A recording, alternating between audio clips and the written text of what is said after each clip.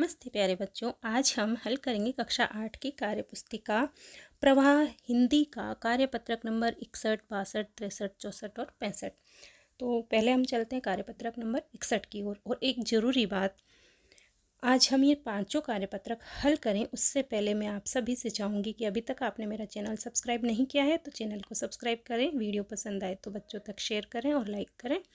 तो जो पहला प्रश्न है वह है, नीचे दिए गए गद्यांश को पढ़कर प्रश्नों के उत्तर दीजिए। महात्मा गांधी के पास दुनिया भर से तमाम पत्र केवल महात्मा गांधी इंडिया लिखे आते थे और वे जहाँ भी रहते थे वहाँ तक पहुँच जाते थे। आज़ादी के आंदोलन की कई अन्य दिग्गज हस्तियों के साथ भी ऐसा ही था। गांधी जी के पास देश दुनिया से बड़ी संख्या में पत्र पहुँचते थे, पर पत्रों का जवाब देने के मामले में उनका कोई जोड़ नहीं था। कहा जाता है कि जैसे ही उन्हें पत्र मिलता था उसी समय वे उसका जवाब भी लिख देते थे। अपने दाहिने हाथ से ही ज़्यादातर पत्रों का जवाब देते थे। जब लिखते लिखते उनका दाहिना हाथ दर्द करने लगता था तो वे बाएं हाथ से लिखने में जुट जाते थे। तो ये एक पैराग्राफ है। इसमें से जो प्रश्न है वह है, महात्मा गांधी के पास पत्र किस नाम से लिखे आते थे? तो इसका सही उत्तर होगा महात्मा गांधी इंडिया। सेकंड वाले बॉक्स पर राइट करेंगे। अगला प्रश्न है, महात्मा गांधी किस हाथ से पत्र लिखते थे?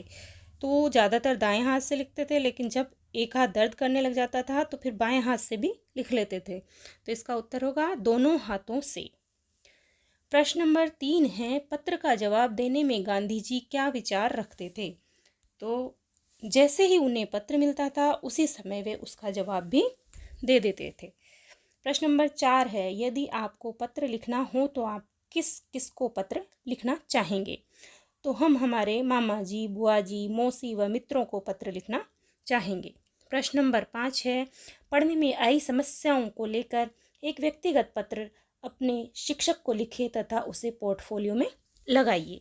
तो ये पत्र तो आपको खुद को लिख के और अपने टीचर को देना है ताकि आपके टीचर उसको आपकी पोर्टफोलियो फाइल में लगा पाए। अब हम चलते हैं कार्यपत्रक नंबर 62 की ओर।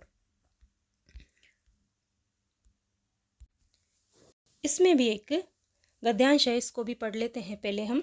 मदनपुर गांव में एक दिन शेर आ गया, सभी लोग उसे डरकर घरों में छुप गए। एक युवक आगे आया और यह कहने लगा कि कब तक हम इस शेर के डर से घरों में इस तरह छिप कर रहेंगे?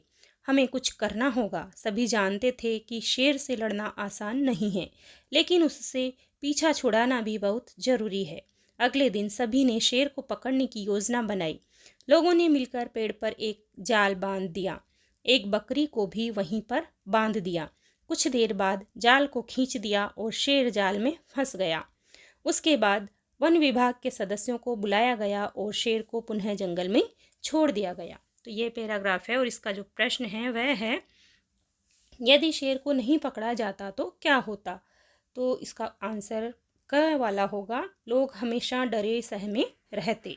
प्रश्न नंबर 2 है, लोग शेर से डरे हुए क्यों थे? तो इसका आंसर ख है, शेर उन्हें खा जाता। प्रश्न नंबर 3 है, दिए गए वाक्यों को पूरा कीजिए। जंगल का राजा शेर होता है, बहुरंगी पंखों वाला पक्षी मोर होता है, लंबी गर्दन वाला जानवर, आप यहाँ ऊंट या जिराफ दोनों में से कुछ भी लिख सकते हैं, होते हैं। प्रश्न नंबर 4 है, पंक्तियाँ पूरी कीजिए। मुझे स्कूल का गृह कार्य करना है क्योंकि कल कॉपी जांच की जाएगी। मुझे खेलना पसंद है क्योंकि बड़े होकर मैं खिलाड़ी बनना चाहता हूँ।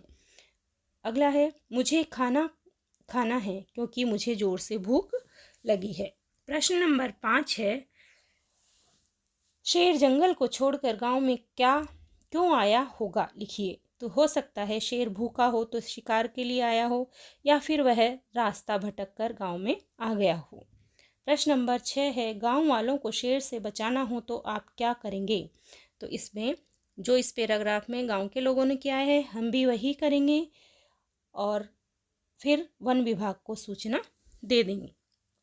तो इस प्रकार से ये कार्यपत्रक नंबर 62 भी हुआ कंप्लीट। अब हम चलते हैं कार्यपत्रक नंबर 63 यानी 63 की ओर। यह दी गई कविता को पढ़कर आप भी अपने गांव शहर के बारे में एक कविता बनाइए। तो यहाँ मेरा गांव के नाम से एक कविता बनी हुई है। इसी तरह मैंने भी यहाँ एक कविता बनाई है, आप ऐसी कविता बना सकते हैं। आपको खुद को कविता बनानी आती हो तो आप दूसरी भी बना सकते हैं, नहीं तो इसको भी लिख सकते हैं।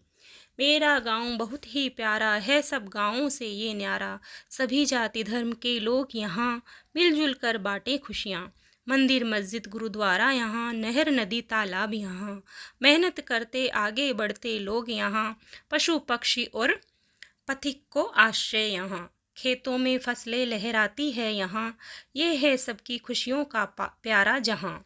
यहाँ सड़कें हैं, अस्पताल हैं और स्कूल है हमारा, मेरा गांव बहुत ही प्यारा है, सब गाँवों से ये न्यारा। तो ये कविता मैंने खुद ने बनाई है, आप भी बनाकर यहाँ पर लिख सकते हैं। अब प्रश्न नंबर जो 2 है वह है, आओ अब एक और कविता बनाते हैं। इस कविता में नीचे दिए गए शब्दों को काम में लेते हैं। यहाँ पर कुछ शब्द दिए गए हैं, उससे हमने ये नीचे भी कविता पूरी करी है। जैसे रसगुल्लों की खेती होती बड़ा मज़ा आता, सारी रेत होती चीनी बड़ा मज़ा आता, बाग लगे आम के होते बड़ा मज़ा आता, शरबत के तालाब होते बड़ा मज़ा आता, हलवे का बगीचा होता बड़ा मज़ा आता, हर पर्वत लड्डू का होता बड़ा मज़ा आता, खाने मिठाई की होती बड़ा मज़ा आता, घर पर आम उगते बड़ा मज़ा आता, 1 रुपये किलो मिलती बर्फ़ी बड़ा मज़ा आता, रुपए होते 5,000 बड़ा मज़ा आता। तो इस प्रकार ये कार्यपत्रक नंबर 63 भी हमारा होता है कंप्लीट। अब हम चलते हैं कार्यपत्रक नंबर 64 की ओर। नीचे एक विज्ञापन दिया गया है, उसे ध्यान से पढ़िए और नीचे दिए गए प्रश्नों के उत्तर दीजिए। तो यहाँ पर विज्ञापन है, इसको हम देख लेते हैं। तपेदिक से अपने आप को बचाएं। तपेदिक यानी टीबी के लक्षण देख रखे हैं। 3 हफ्ते या उससे अधिक समय तक खांसी। दूसरा है हल्का बुखार जो शाम को बढ़ जाए। तीसरा है बिना ज्ञात कारण के वजन का घटना। चौथा है बिना ज्ञात कारण के शरीर में कमजोरी आना। अगला है ग्रंथियों का बढ़ जाना। तो ये टीबी रोग के लक्षण हैं। लेकिन यहाँ पर एक चिड़िया है, यह जानलेवा बीमारी है, ये लिखा है। फिर ये चिड़िया जो है इसकी चोंच में एक तख्ती लग रही है और उस पर लिखा है, पर एक अच्छी खबर है कि डाट्स द्वारा टीबी तपेदिक पूरी तरह ठीक हो सकती है।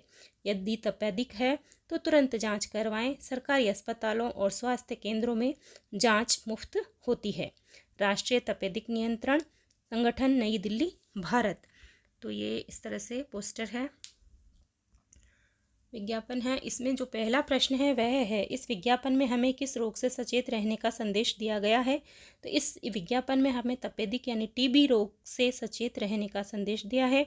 दूसरा प्रश्न है, किसी व्यक्ति को तपेदिक हो जाने पर उसमें कौन कौन से लक्षण दिखाई देने लगते हैं।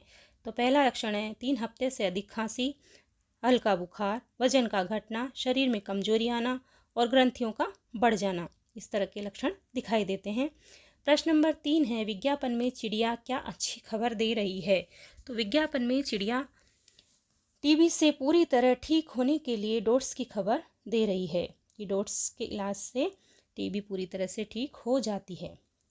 प्रश्न नंबर 4 है, यदि आपके किसी परिचित को टीबी हो जाए तो आप क्या करेंगे। हम उनकी सरकारी स्वास्थ्य केंद्र पर जांच करवाकर डोट्स के बारे में उनको बताएंगे ताकि वह टीबी से पूरी तरह से सुरक्षित हो सके या ठीक हो सके। तो इस प्रकार कार्यपत्रक नंबर 64 कंप्लीट होता है। हम चलते हैं अब कार्यपत्रक नंबर 65 की ओर। कार्यपत्रक नंबर 65 है, राजकीय उच्च प्राथमिक विद्यालय माताजी भोपावास गोविंदगढ़ सूचना फैंसी ड्रेस प्रतियोगिता। तो दिनांक 1/11/2023 आपके विद्यालय की ओर से 13 नवंबर 2023 को फैंसी ड्रेस प्रतियोगिता का आयोजन किया जा रहा है। इस प्रतियोगिता में 6 वर्ष से 15 वर्ष तक के बच्चे ही भाग ले सकते हैं। इस प्रतियोगिता में हिस्सा लेने वाले विद्यार्थी अपनी कक्षा अध्यापक के पास अपना नाम लिखवाएं। कविता शर्मा, अध्यक्षा सांस्कृतिक कार्यक्रम। तो इस प्रकार से एक सूचना है, सूचना पट्ट पर लिखी हुई है। इसमें से जो प्रश्न है वह है, फैंसी ड्रेस का आयोजन कब होगा। तो इसमें जो तारीख है वह है 13 नवंबर 2023 को। प्रश्न नंबर 2 है, इस प्रतियोगिता में किस आयु वर्ग के छात्र छात्राएं भाग ले सकते हैं। तो इसका उत्तर है 6 वर्ष से 15 वर्ष तक के। प्रश्न नंबर 3 है, विद्यार्थियों को अपना नाम किसके पास लिखवाना है। तो अपनी कक्षा अध्यापक के पास नाम लिखवाना है। प्रश्न नंबर 4 है, अपने विद्यालय के समारोह में भाग लेने के लिए आप क्या करते हैं? हम समारोह के प्रभारी या कक्षा अध्यापक को अपना नाम लिखवाते हैं और अपने कार्यक्रम के बारे में बताते हैं। प्रश्न नंबर 5 है, विद्यालय के समारोह व्यवस्था में आप क्या क्या करना पसंद करेंगे? तो हम हमारे शिक्षकों के निर्देशों का पालन करते हुए व्यवस्था बनाए रखने के प्रयास करेंगे। तो इस प्रकार से ये कार्यपत्रक नंबर 65 भी हमारा कंप्लीट होता है। तो आज हमने कार्यपत्रक नंबर 61 से 65 पाँचों कंप्लीट किए हैं। कैसे लगे आपको कमेंट करके ज़रूर बताइए। Thanks for watching.